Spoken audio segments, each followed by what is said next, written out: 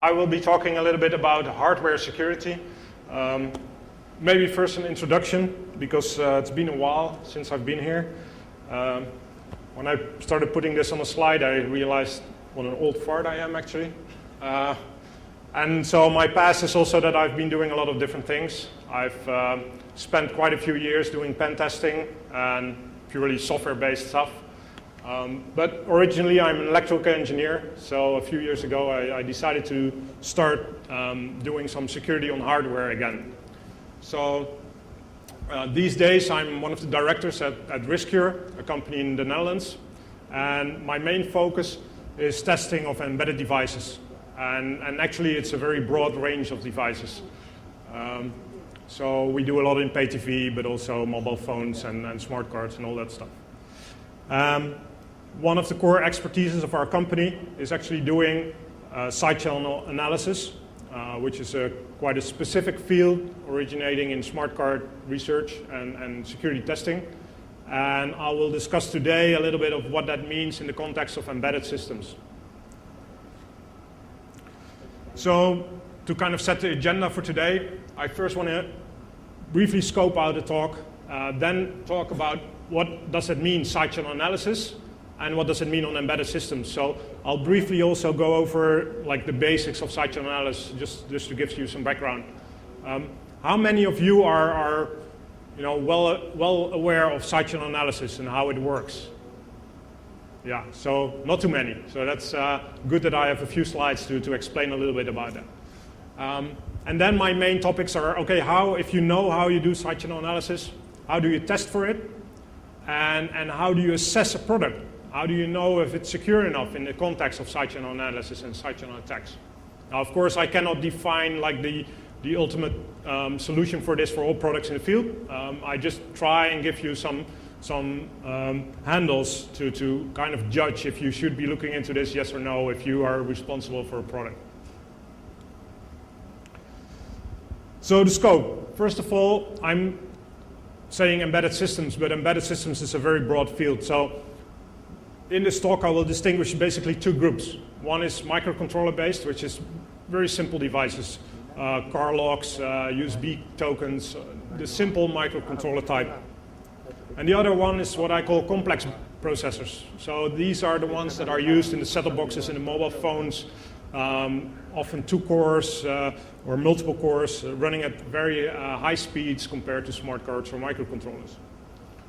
The reason for this is because they have quite distinct aspects when you do side channel analysis. And then the question is, okay, on what kind of devices do you do this? Well, of course, if there's a security function involved. There are a lot of devices where there's no point in doing side channel analysis. And also maybe it's not a point because it's not the first attack you think of, because there are many more easy ways to attack a system. One thing I will be doing is focusing on passive side channels, and I'll come to that in a few slides, what that means compared to other types of attacks. And then, okay, what do I want to discuss? So what is the real threat from side channel analysis? What can you achieve with it? How do you apply it on an embedded system? How does it compare to smart cards? And I will be using smart cards more times in the presentation as a comparison, because smart cards has been the field of application of side channel analysis for about 10 years. So it's a very steady reference of how to apply side channel attacks. And for the embedded systems, it's been much more recent. So what are future developments? And I'll also have some demos on what it means if you do some of these types of analysis on an embedded system that I have here on the table. But first, what is side channel analysis? Briefly, and there has been already a talk about doing some side channel, very cool side channel attacks on the power line. So we've seen that you can actually literally use the power line, as was shown in the talk earlier, where you measure the consumption in the mains connection.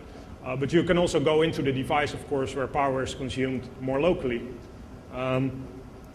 But if you cannot go there, because there are all kinds of obstructions, you can also look at the electromagnetic field, and I'll show you a bit more about that today. But there are other side channels. There are all kinds of ways that you can leak information. Light is one. So energy is photons, and once you consume energy, you also tend to emit photons.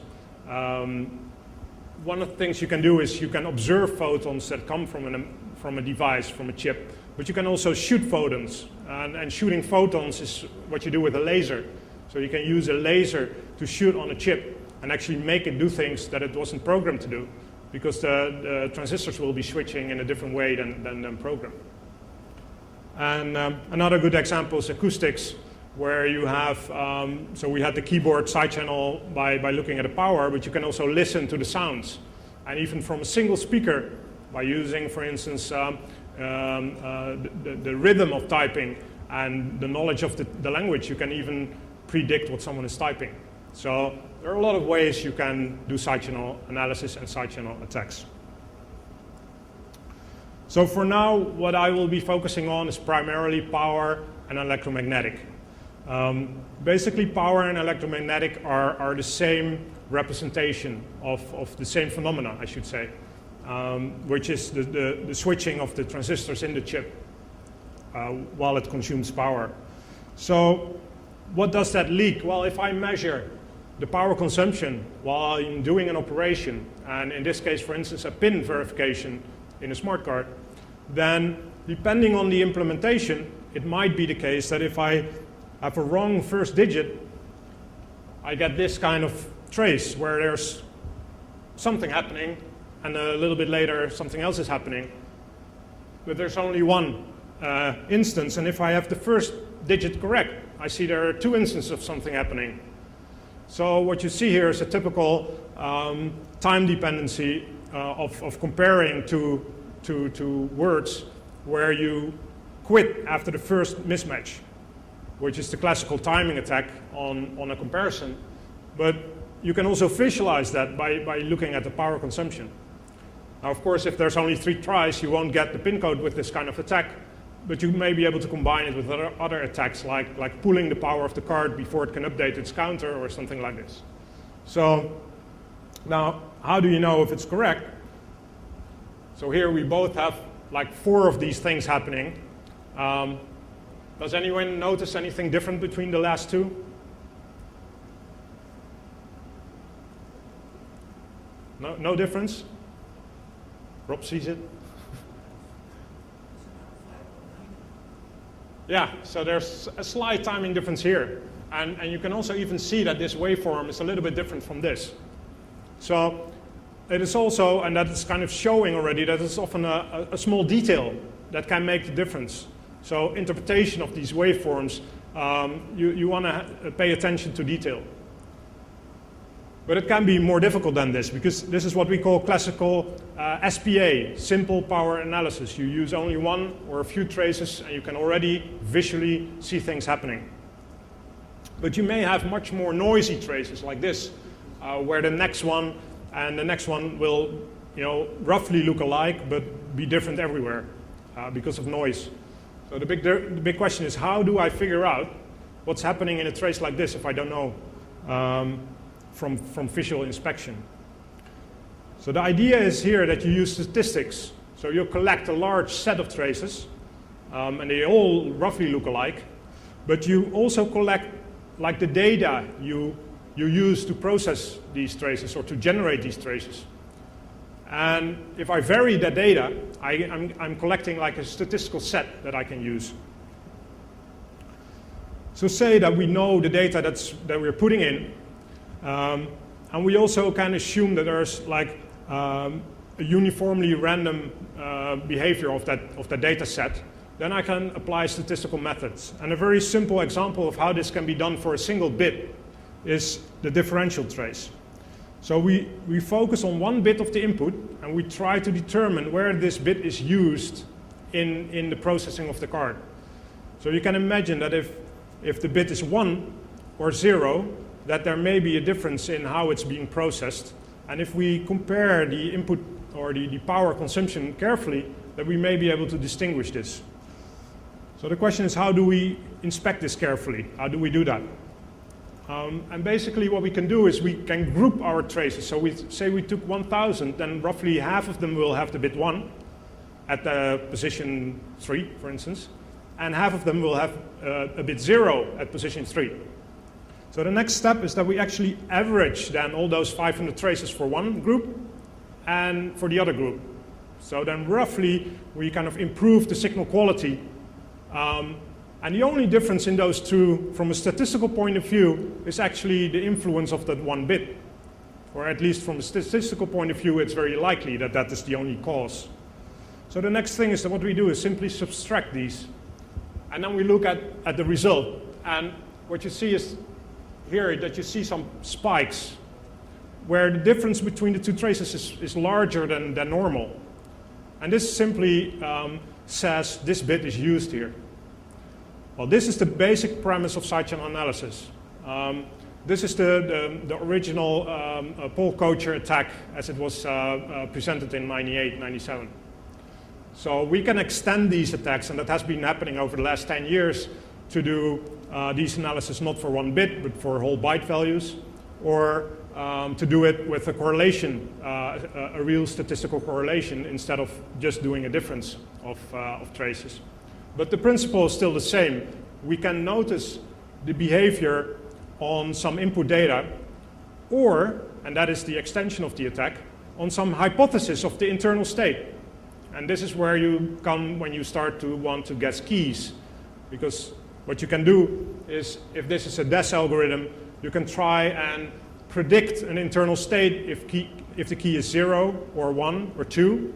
And only when it's the correct key, you will start seeing this kind of behavior, and in all the other cases, it will be 0. Now, normally, we can already do this with DES, but that's a brute force attack, and we know we cannot do a brute force. Well, on DES we can, but on AES it will be difficult. But if you look at an algorithm internally, you'll discover that it's actually built up of subkeys that are much smaller. And because we can now look inside the algorithm, we can use that to guess very small subkeys of like 6 bytes or 6 bits or 8 bits. And this is how we can break keys using this technique.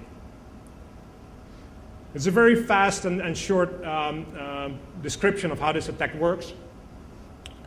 So I don't expect you to now be an experienced sidechannel analysis. However, I do want to bring across a few points. What we need is to be able to make these measurements. And of course, to be able to subtract them, we need to make sure that they're very well aligned. We need to make sure that anything that's happening in time here matches up exactly here. So if we shift these, then this picture will never occur. So that's one of the properties we have with sidechannel analysis, with the statistical differential analysis, that you have to have this alignment. And that is kind of prerequisite for doing the analysis that makes a lot of these attacks more difficult in certain situations. Okay, so I want to leave this here for a moment. So basically what we have is a lot of traces, and eventually we'll be able to notice some behavior. If we go to the purpose of sidechannel analysis, well, for embedded systems or smart cards, you can imagine that we still want to retrieve keys or PIN codes or unlock codes. It's about the assets. Or we want to reverse engineer the device. We want to understand program flow, or be able to say which crypto algorithm is in there, or maybe even reverse a whole algorithm based on correlating the input data at certain stages in the algorithm. But overall, if you compare this to smart cards, it's exactly the same purpose. So there's not really a different purpose.